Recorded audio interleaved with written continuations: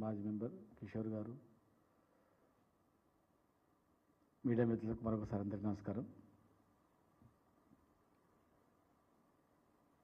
గతంలో శాసనసభ వ్యవహారాలు నడుస్తుంటే టీవీలో ప్రజలందరూ కూడా వీక్షించేవాళ్ళు, చూసేవాళ్ళు.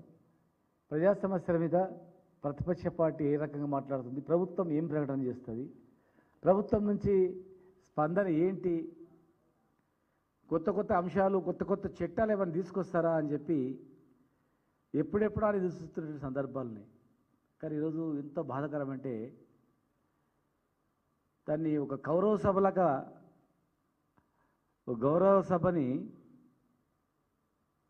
కాంగ్రెస్ పార్టీ ఆ గౌరవ సభని కౌరవ సభగా మార్చే ప్రయత్నం చేస్తుంది. ప్రజా సమస్యలు ఎక్కడ చర్చించకుండా ఇచ్చిన హామీలు ఏమడుగుతారో ఏమని, ప్రజా సమస్యలు ఎక్కడ నిలదీస్తారో ఏమని ఏదో కొత్త అంశాన్ని తీసుకొచ్చి టైంపాస్ చేయాలా, తప్పుదో పట్టించాలా అని చెప్పేటువంటి ఆలోచన తప్ప వేరే ఏం లేదని ప్రజలు చర్చించుకుంటున్నారు. స్పీకర్ గారిని జగదీష్ రెడ్డి గారు ఎక్కడ అవమానపరచలేదు. మాకు చట్టసభలు, స్పీకర్ గారన్న సభ అన్న గౌరవం. ఒక దళితుడు అని అవమానించిన లేనిపోని అపవాదం వాడేస్తున్నారు. మళ్ళా అంటే దళితులకు ఏదో బీఆర్ఎస్ పార్టీ వ్యతిరేకం అన్నట్లు. కాంగ్రెస్ పార్టీ వ్యతిరేకం, బీఆర్ఎస్ పార్టీ ఎప్పుడు వ్యతిరేకం కాదు.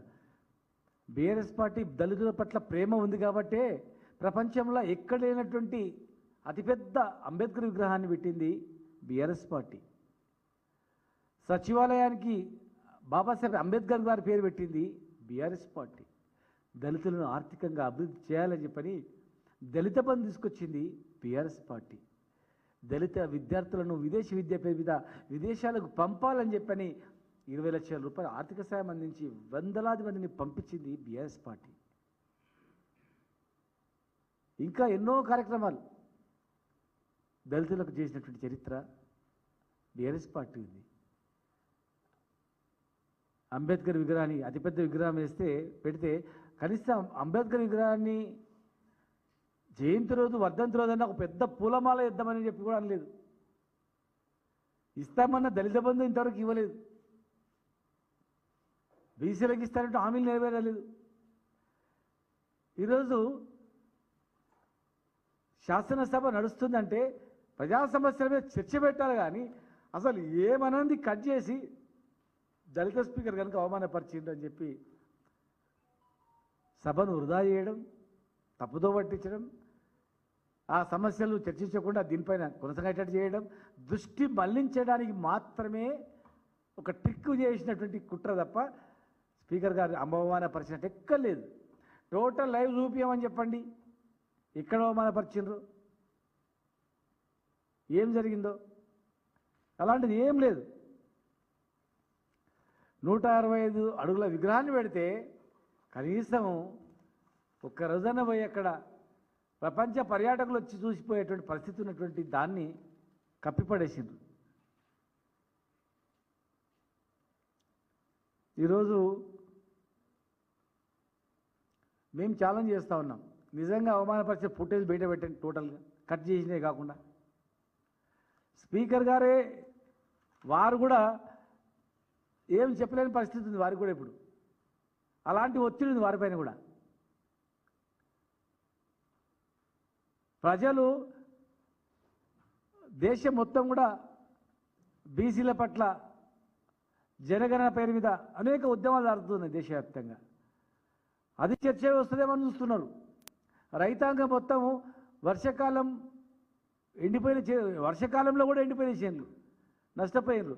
ఇలా ఎండాకాలం కూడా ఎండిపోతున్నాయి. సరైనటువంటి కరెంట్ లేక, సక్రమైనటువంటి కరెంట్ లేక 2 సీజన్లో కూడా రైతులు కష్టాలు ఉన్నారు. ఈరోజు ఎండాకాలం జూరాల కింద ఎండిపోవడానికి రెడీగా ఉన్నాయి వేలాది ఎకరాలు. నాగార్జున సాగర్ కింద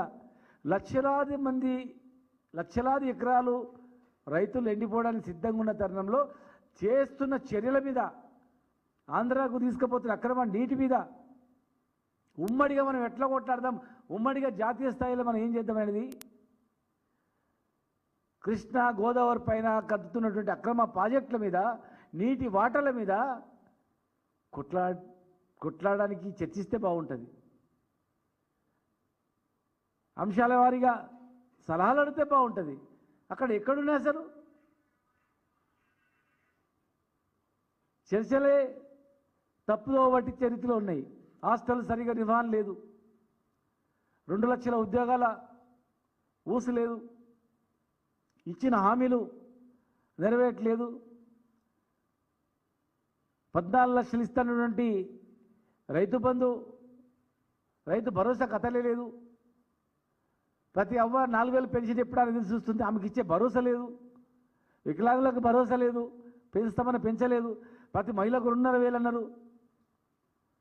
ఎన్నో హామీలు, 420 హామీలు ఇచ్చి 420 హామీలో అన్ని నెరవేర్చామని చెప్తున్నారు.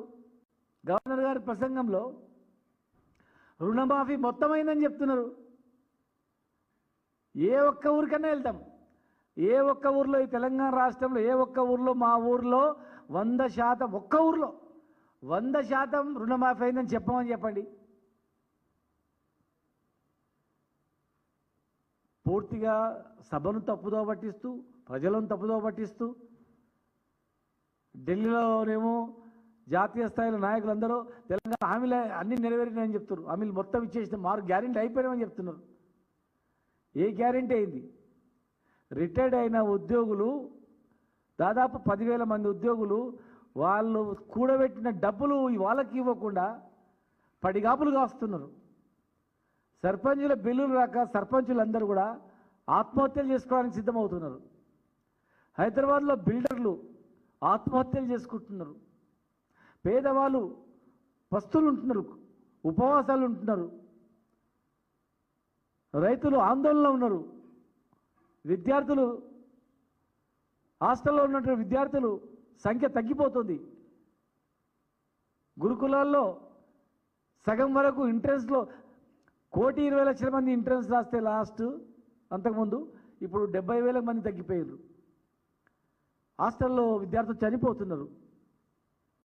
వీటి మీద దృష్టి పెట్టకుండా, చర్చించకుండా, ప్రతిపక్ష సలహాలు సూచనలు తీసుకోకుండా ప్రతిపక్షాల గొంతు నొక్కేస్తూ వెతికి ఏ మాట అన్నాడో దొరికేరా అని చెప్పి అయిపోయి సస్పెండ్ చేద్దాం, 2 రోజులు దీని మీద నడిపిద్దాం, 3 రోజులు నడిపిద్దాం, టైంపాస్ చేసే రీతిలో అవసరం అనుకుంటే బీఆర్ఎస్ పార్టీ ఎమ్మెల్యే అందరినీ కూడా సస్పెండ్ చేసి ఇదే అంశం మీద రేపు లొల్లి చేస్తే, ఇగో మీరు గొడవ చేస్తున్నారు, సభలకు అడ్డం వస్తున్నారని అందరినీ కూడా సస్పెండ్ చేసి ఇక మీరు సభ నడుపుకొని సభలో అబద్ధాలతో మాట్లాడుతూ టైంపాస్ చేసి ప్రజలను మాయమాటలు చెప్పి ప్రజలను తప్పుదో పట్టించే రీతిలో ఈ సభను ఉపయోగించుకునే విధంగా అనిపిస్తూ ఉంది. దయచేసి ఇది చాలు, ఇక మీకు నిన్నటి చేసింది అయిపోయింది. ఇమ్మీడియట్గా సస్పెన్షన్ ఎత్తేసి ప్రజా సమస్యల మీద చర్చించండి, మీరు ఇచ్చిన గ్యారెంటీల మీద చర్చించండి. మరి గవర్నర్ ప్రసంగంలో అన్ని హామీలు నెరవేర్చినామన్న దానిపైన కూడా మీరు చర్చించండి, ప్రజాభిప్రాయం తీసుకోండి. మేము తప్పనుకుంటే అసెంబ్లీ సమావేశాలు అయిపోయిన తర్వాత 1 వారం రోజులు మీరు గ్రామాల వారీగా పర్యటించండి. మీరు హామీలు నెరవేర్చినవి, మీరు చెప్పినవి అన్నీ నెరవేర్చినామని చెప్పినటువన్నీ అవుతున్నాయా? ప్రభుత్వం నడపాల్సిన వాళ్ళు ఏదైనా అప్పు చేస్తూ పప్పు చేసి నడపాలా. ప్రతి రాష్ట్రానికి అప్పు ఉంటుంది. అమెరికా లాంటి దేశానికి అప్పు ఉంటుంది. అప్పు లేని దేశమే లేదు ప్రపంచంలో. మేము అప్పును పెట్టుబడిగా అనుకున్నాం, అప్పు అనుకోలే.